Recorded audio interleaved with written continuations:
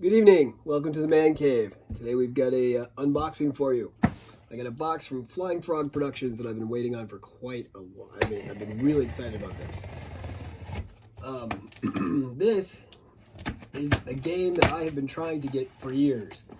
Came out about 10 years ago and was a very popular game. I think it started Flying Frog.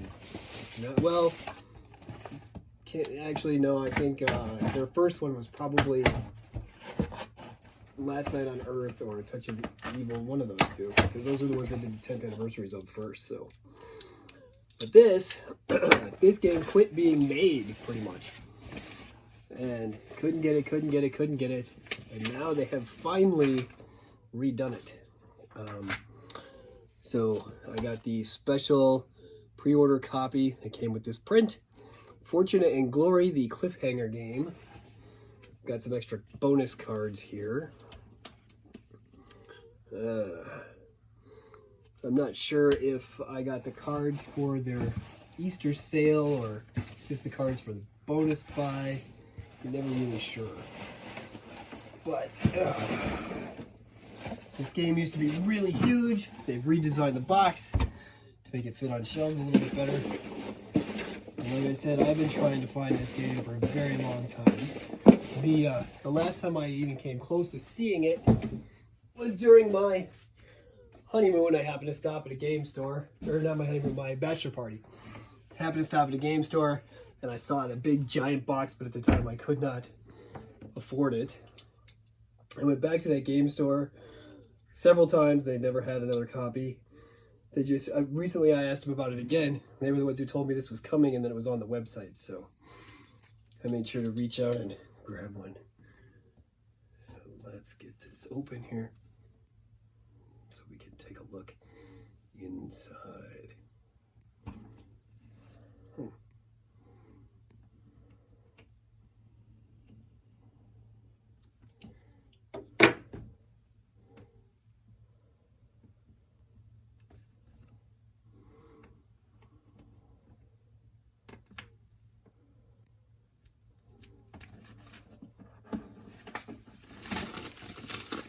So I've seen so many playthroughs and reviews of the old version of this game. I know it's based on the pulpy 1930s and 40s era, hence the Indiana Jones hat. This is as close to Indiana Jones in a box as I'll probably ever come. So here's the full thing right here, and then I'll show you the back. Pulp adventure game for up to 8 players. So this is the revised edition where they simplified some of the rules. They changed the size of the box. Let's see what's in here, shall we? Okay, we have punch boards, the first player token, the track to find out if the bad guys are beating you, a bunch of wound markers. These are for tracking the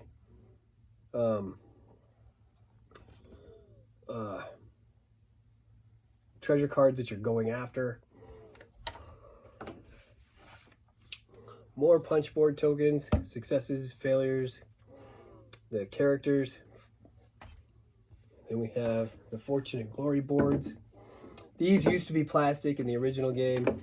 They said this is a lot easier for stacking, and they made the sizes much more noticeable for the difference, because you have, I think, 1 and 5s. Here's our new rule book. It's the revised edition, so I think they took a lot of, I know on Board Game Geek they have a special version of the rule book that is supposed to include everything that they had going for it. So I found a bunch of stuff on Board Game Geek for this game. It's been supported by fans for quite a long time.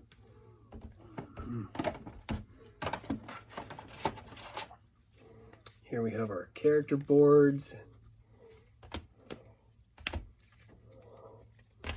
our bad guy boards, the Nazis, the Nazi tactics, the Zeppelin, the War Zeppelin. Depending on which faction you're playing against, you have the mob with mob tactics and the Nazis with Nazi tactics. Cards upon cards upon cards upon cards. We have the new mini, or the new 6-sided die. I guess these used to be real tiny white and green. Now they've made them a little bit bigger and more stylish. They give you extra bags, which is nice. The one thing that's lacking that used to be in the old game that isn't here anymore is the soundtrack. I'm a little bit disappointed in that. Then we have our minis. We have the main bad guy minis, which are your big bads that the cards are for. There's the Zeppelin that travels around the board. And then we have the heroes, which I'll put on this side and spin around for you.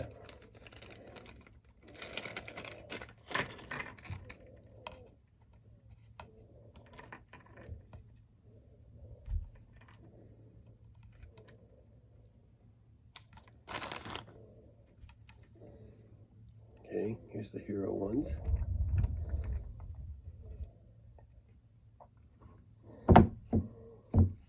Lots and lots of cards.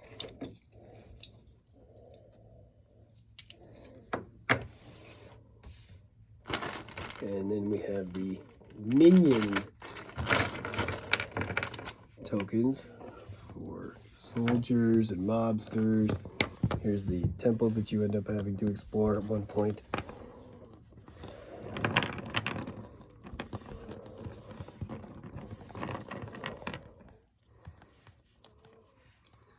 So, seems like we've got mobsters with Tommy guns and Nazis with submachine guns. So their pieces are fairly similar, but I believe you only play with one faction at a time. So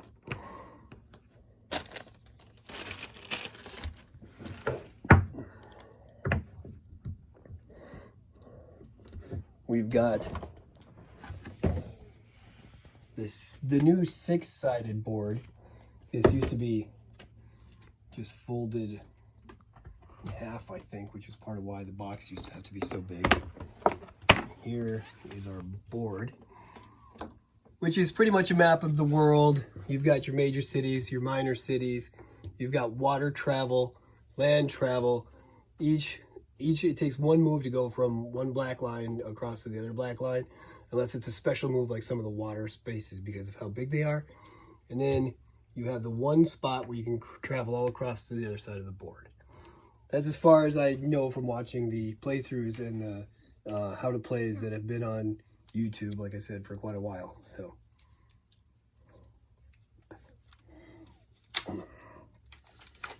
all right, we have several different types of cards. I'll show you a quick sampling here.